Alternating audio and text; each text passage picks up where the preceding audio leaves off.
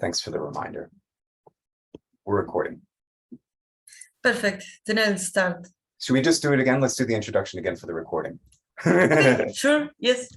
So here today with the Hydra Meetup number 7, we have Karen Palacio, live coder, programmer, and artist from Cordova, Argentina. Welcome, Karen. Thanks, Mark. So, woo! Okay, let's start. I'm going to share the screen. And we're going to start with the presentation, which I called Some Experiences and Thoughts So Far.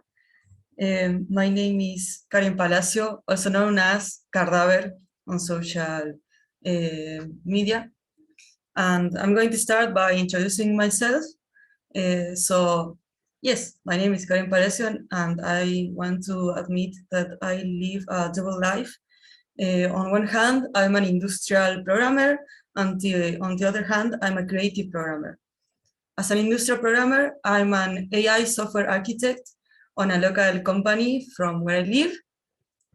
And I also have a career as a creative programmer, where I mainly do 3 branches of creative programming, which also intersect all the time, obviously, but I like doing interactive installations, especially surrounding collaborative environments through hacking existing messaging apps. I also research creative applications of artificial intelligence, and well, I'm a live coder, DJ using Hydra mainly, and Hydra is my life. But this double life that I carry on is merged on my free software activism, both on my industrial job and on my creative work. I use mainly free software, and I also carry those jobs through a feminist lens and a feminist lens of technology and philosophy of technology.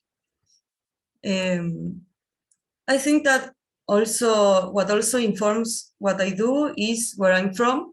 I am from Cordova, Argentina, in South America, which is a geopolitical periphery. It's a periphery inside a periphery. It's not the central place of the country, which is itself in the global south. And that has impacted my work in very material, concrete ways. Firstly, on the formation I got and what I studied.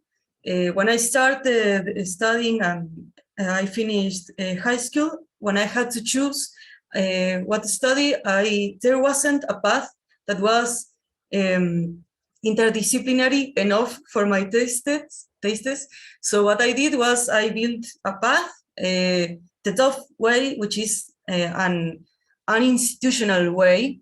I did 3 years of physics, 3 years of visual arts, and 3 years of computer sciences, but I don't have like the paper that can put a signature on that kind of formation, because here degrees are 5 years long. So I made that path by walking and with the intuition and hope that it would come to fruition, and that hoping that I was going to be able to merge all those interests on a career, on a single career. And another way that this impacts the periphery, the peripheral reality of my location is the conditions in which I usually work and research. The technical aspects like projectors and LED screens I work with, and the kind of money to be able to carry out long-term research and things like that is really hard to come by where I live. So that's also really tough. But even with those conditions, I carried on my path.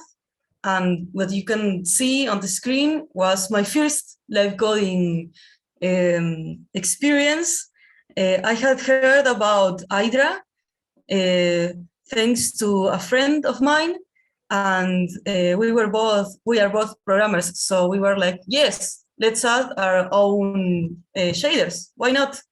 Let's see how this software works.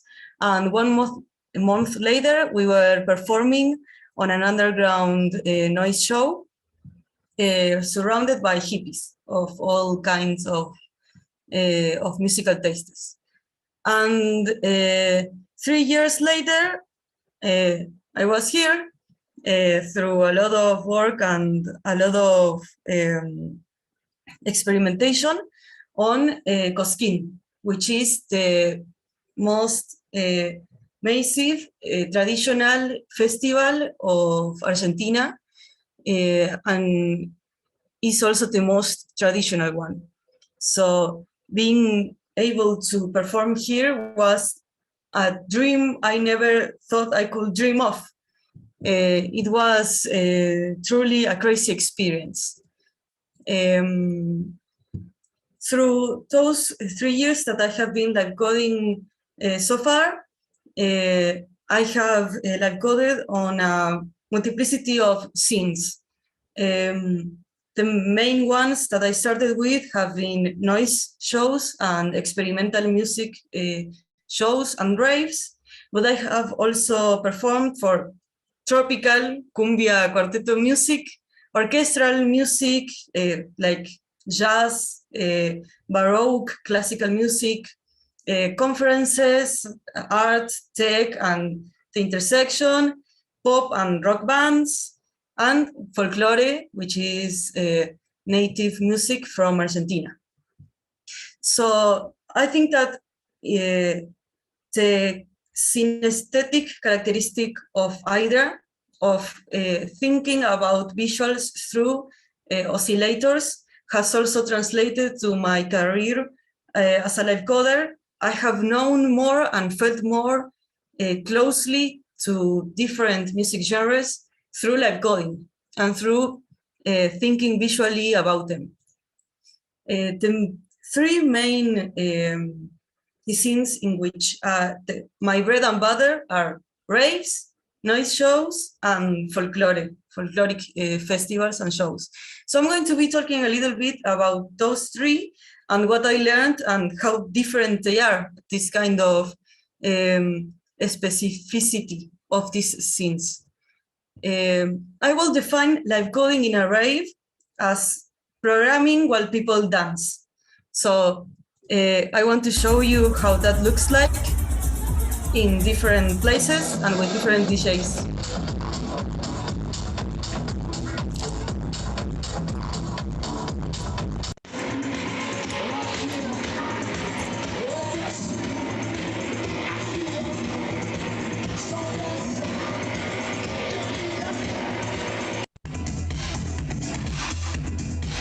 Well, I love programming while people dance, and I love programming while I dance. And I feel it as entirely connected as a way of keeping the rhythm myself, and I always dance while I live code. But I think that raves have a very specific energy that I really, really love. But something that comes with it is the long formats of the presentations, the performances I have to do, which on average are 6 hours of continuous live coding, but that have gone up to 8 hours of live coding. So those are the conventions for the VJing jobs here. And if I want to do live coding in those shows, I have to stick to those conventions, and I have done it, and I absolutely love it now. I think that it's transcendental when you go over the 3 hour mark. You begin to think in a different way, and you reason with the code in a different way. There comes a moment where you really can't keep up thinking about what you're coding, and you start in a flow state and dancing, and well, the alcohol helps. So it's amazing. I love it. It's also a restraint game because where you don't want to burn yourself out, and you don't want to walk yourself into a corner visually and stylistically. So that's kind of a me problem, because I really want to program. Like when I get there, I want to start coding like crazy, but I have to remind myself, okay, this is going to be 6 hours long. I can do that. I can keep up that rhythm. And it's also, I think, a place where there's a pure craft element of DJing, which is you can't light the place up with your visuals because you will kill the rave, which is something that happens and that can happen. So you have to say the most with the least light when the light is your medium as a VJ, and you have to follow the night's progression, and you have to be able to read people as they dance. I want to show you some noise shows. That's me recording while I live code on stage. And maybe a little bit of this more performative piece.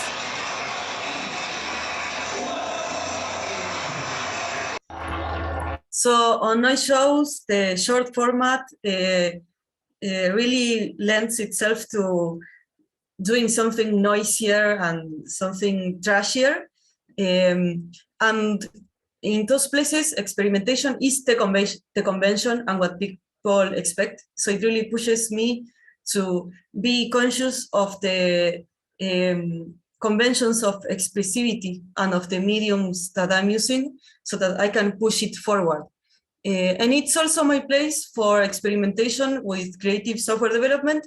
When I want to develop something, I usually wait for some noise show to come up and to call me to perform, and I develop it for that show, and then I do like variations of that same software. For example, this software is called Árbol, which means tree, which was made for a performance with Marmota's Dreams, which have a very linguistic oriented sound and music performance. And so I made a semantic search and visualization tool that uses NLP, natural language processing. And with this, I can live search from a word until a space of semantic relations and draw graphs of eponyms and hyperonyms. And I can also draw live English analysis, syntactic analysis of the sentences. And for another noise performance, which was very politically charged, and it was about police brutality in Cordova, I made a system that on open frameworks that shows photospheres, glitched photospheres of different places of the city, for example, the cathedral and other places. And I think I can show it a little bit if I have it. Yes, here. So you can see it working. Here is the bus terminal. The cathedral, and I programmed a few little tricks so I can have different visual elements and glitch it following the rhythm and the noisiness of the noise show. Then I think that I'm going to talk about the folklore, which in contrast with the raves, which are in which live coding is programming while people dance, noise, which is programming while people don't dance. Folklore, in folklore, live coding is programming while people dance traditional dances, and that's the main difference.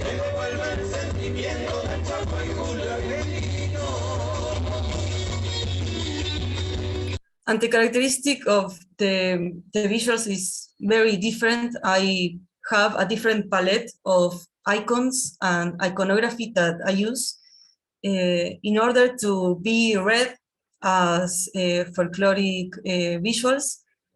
And I try to inject some of the experimentation, the visual experimentation that I'm interested in. And I perform with a music artist called Horacio Vanegas, and I have traveled along Argentina with him on tour. I'm part of the band now, And through live coding, I have been able to change how I see my own country. I have changed how I feel about my country. I have lived things that I never thought I was going to live, all thanks to live coding. And a main difference that has folklore in relation to, for example, electronic music is that it has a very strict tempo and song format, which is introduction, verse, hook, second verse, outro. So live coding through that strict format means that you have to have a lot of strategies in order to be effective and to be able to impact and follow that the impact of the song. There's also a very the underbelly of the tension between the traditional aspect of what we do and the innovation that we want to bring. The fact that I'm using icons, but I'm doing it through a very experimental form. I think that it's something I really, really love about live coding folklore. And it has also been an opportunity for me to connect with the struggles and joys of our people in Argentina. Karen, it's now 5 minutes. Yes, so I'm going to wrap up. Perfect. So visuals, as I see it, potentially have an architectural, rhythmic, conceptual, contextual, and embodying role in contrast to the conventional way of doing visuals, which sadly or paradoxically is doing something that isn't meant to be seen or to be paid attention to. I think that they have a lot of potential in events. I see doing visuals as woven multidimensional texts that have the time dependency as a key factor, which involves rhythm, that they are geographically, politically, and spatially located, and that they are constantly in relation to the body and mind of the participants and affecting their body through a very specific filter, which is the nervous system. And I also think that live coding highlights software's multiple roles, which is that it is this, a knowledge maker of a people, what we can implement, we can think of. It's also a key actor on defining people's powers, and since it mediates people's access to human rights. It's also a corporal expression method, as I have seen, and live through my body. And it's also a very effective knowledge liberation tool. And through my whole work, my dream is to achieve something that can break the digital art dichotomy of mere technique and mere surface by injecting meaning and semantics to what we do. So thanks, and I'm open to questions and commentaries in case you have some. Thank you so much, Karen. Everyone, let's give Karen a set of snaps or applause or whatever. You can unmute yourself now. Yes. Okay, let's open this up. So does anyone have any questions for Karen? You can either raise your hand, you could do, you can speak up, you can speak in the chat, whatever is comfortable for you. Okay. Yeah, I can go. Yeah, go ahead. Hey, so I was curious about the more traditional, performing at the more traditional festivals. Did you get any pushback? I saw that some of you had the code up on some of the visuals that you had. Did you get any pushback from that? Or is it just like completely accepting of that practice? The musicians loved it. Yeah. They knew beforehand what I do, and they contact me specifically because of what I do, and they had already seen the kind of visual work that I carry on. I have received more pushback from the experimental circles from where I live, because it's like, it's weird, it's kind of elitist, how they go about what they do. And it seemed like I went to the mainstream or something like that, or it's kind of a tense relationship with the more experimental people here. But I also, when I work with a musician, I'm always upfront about my request for absolute creative freedom to propose. That's like, we're only going to work if I have absolute freedom. So they knew beforehand that that's how it was going to be. Yeah, that's super interesting. It feels like it would be the opposite. If experimental would be more open, and then the more like traditional shows with gigantic crowds and stuff would be more restrictive to it. But yeah, I think setting expectations up front makes a lot of sense to combat that. Thank you, Empty Flash. We have a raised hand, Richie. You got a question? Yeah, not a question, but also like following the question that MT Flash made, that I think it, like you should also know that Horacio, the band that Karen plays with, is actually a bit experimental themselves in the circle that they're in. Like they use a lot of rock elements, and they use electric guitar, which is in some spaces not well seen also. Yes. That are like more conservative and are like, you should only use all They the are, instruments and yes, after instruments. But so that's a great it seems like it's also context part cue. of the philosophy of the band, including yourself, of course, Karen. Yes, that's a great context cue. They are seen as very experimental.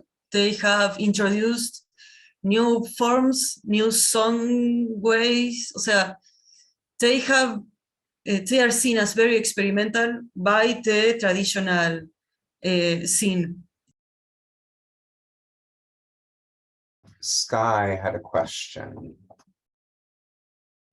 Yeah, more comment, but I love how you described kind of getting into a flow state in a live setting when you're coding live visuals for music.